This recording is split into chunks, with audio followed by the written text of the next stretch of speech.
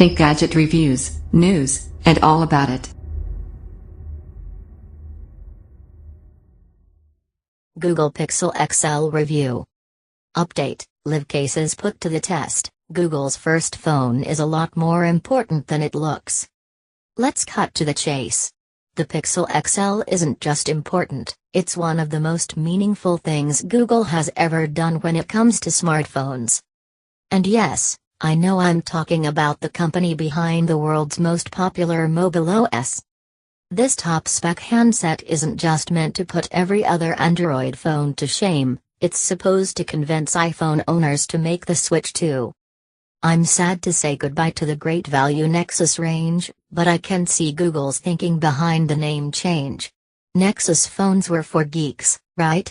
All the cool kids bought Samsung Galaxies before they started exploding. The Pixel XL is going to change that. This is the first Google phone, built to keep Android diehards happy and beat Apple at its own game.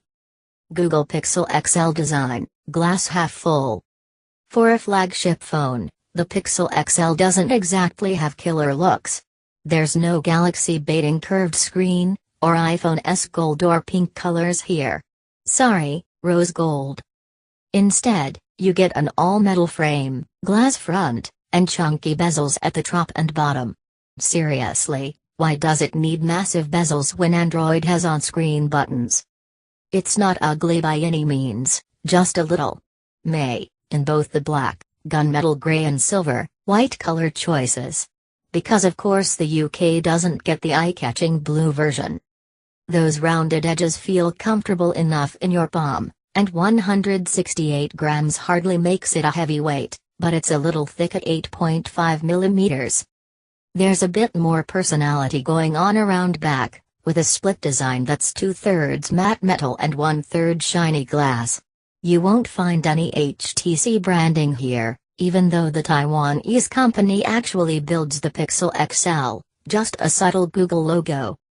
It's also where you'll find the fingerprint scanner, conveniently placed exactly where your index finger naturally rests. Sure, you can't unlock the phone when it's lying flat on a desk, but honestly, do you do that a lot?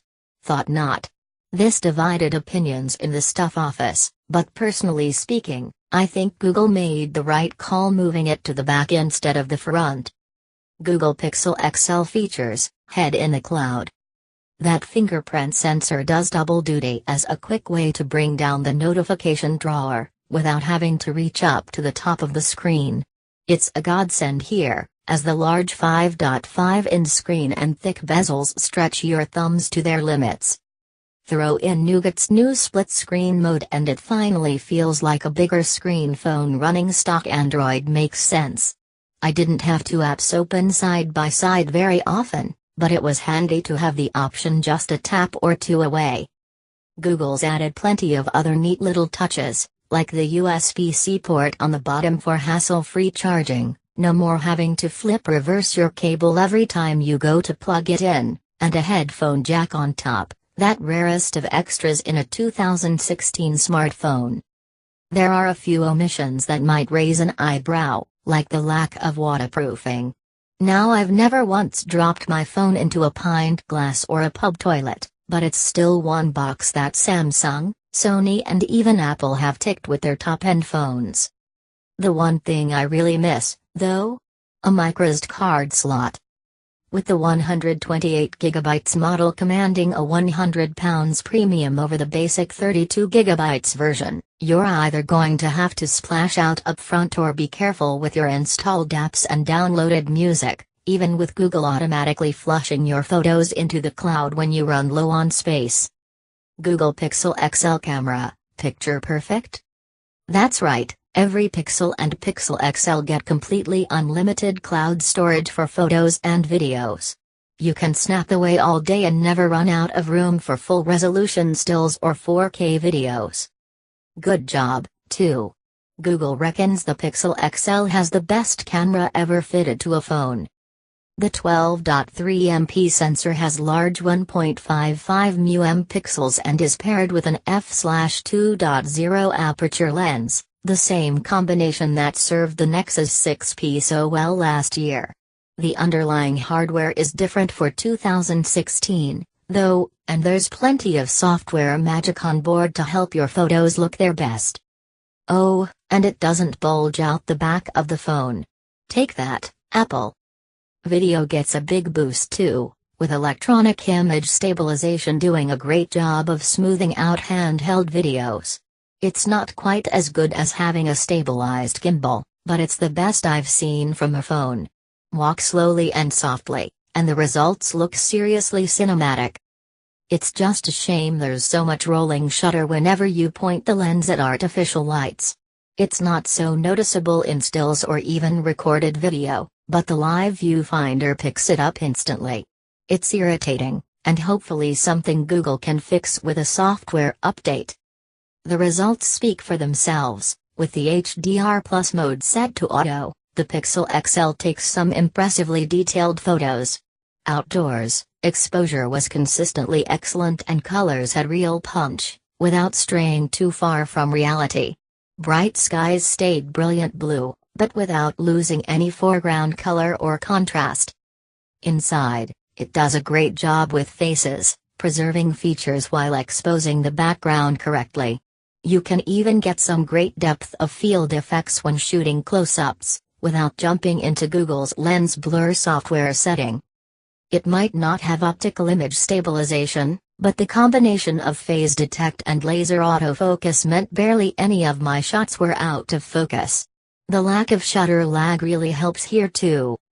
Hold down the shutter button and it'll snap a continuous burst of photos at 10 fps, automatically turning the result into an animation and picking out the sharpest snaps for you to browse through. It's brilliant for catching fast-moving action. The front-facing camera is good for 8MP selfies, although the f/2.4 lens lets in less light and the 1.4 micrometers pixels are smaller to boot. It'll get the job done in daylight, but you're better off with the rear camera when the lights go down. It's on the back where you'll find the dual-tone flash. It had some much-needed illumination to dark scenes, but two tiny LEDs are only good enough for portraits and close-ups. Is it the best smartphone camera around, as DxOMark claims? Tough one. It'll still blow out an extremely bright sky when trying to expose your subject if it's in the shade, but with the right light, it really does look every bit as good as the Galaxy S7 and iPhone 7 Plus, if not better, when HDR Plus exposes a scene just right. Google Pixel XL software, can I assist you? Google spent more time talking up the Pixel's software than hardware specs at its launch event, and with good reason. It's the first phone to arrive with a pure, untouched, vanilla version of Android 7.1 Nougat. Or rather, mostly untouched. The XL is also rocking Google's Pixel Launcher, which comes with the Google Assistant built in. Sound familiar? Yep, it's another AI helper like Apple's Siri or Amazon's Alexa, one that can listen out for questions and use the web to find you the answers. Either tap and hold the home button, or say OK Google and it'll spring into action. It's great at handling the basics, setting alarms and reminders, checking the weather forecast, converting units of measurement, and looking up simple facts. There's a bit of Google-specific cleverness, too, finding holiday snaps from Google Photos based on date or location, crawling through your emails for flight details, and plotting driving routes on Google Maps. Try to be too clever, though, and you'll usually be given a web link instead of a spoken answer. You can't identify songs yet, and until apps start supporting Assistant, you're tied to Google's own apps, so no city map or route guidance, no jumping straight into a particular show on Netflix, and no looking up Facebook profiles with your voice. Is Assistant a killer feature you'd actually buy a Pixel just to have? Right now, no. But Google's got big plans for the future, with app integrations and advanced AI promising a lot more to come. Siri is a big part of iOS now, but it took a few years to get there. Expect Assistant to be something similar. The other benefits of getting a homegrown Google phone are of course instant updates and patches, which will land on the Pixel XL before any other handset. If you're a hardcore Android fan, This'll be a major selling point. You'll probably love the new look launcher, too. A swipe up shows the app drawer now, and a long press on any Google app brings up several contextual shortcuts for jumping right into where you want to be, just like the iPhone's Force Touch, only without the extra hardware. This would be great if every app used it, but a lot of third-party ones don't. Long press on an incompatible app and you'll pick it up instead, ready to move it around the home screen. Annoying. There were a few bugs and glitches in my pre-release review unit, like Bluetooth headphones dropping their connection with alarming regularity. I can't say I had as many issues on the XL as we saw on the vanilla Pixel, though, so hopefully these are things that'll get fixed quickly with software updates.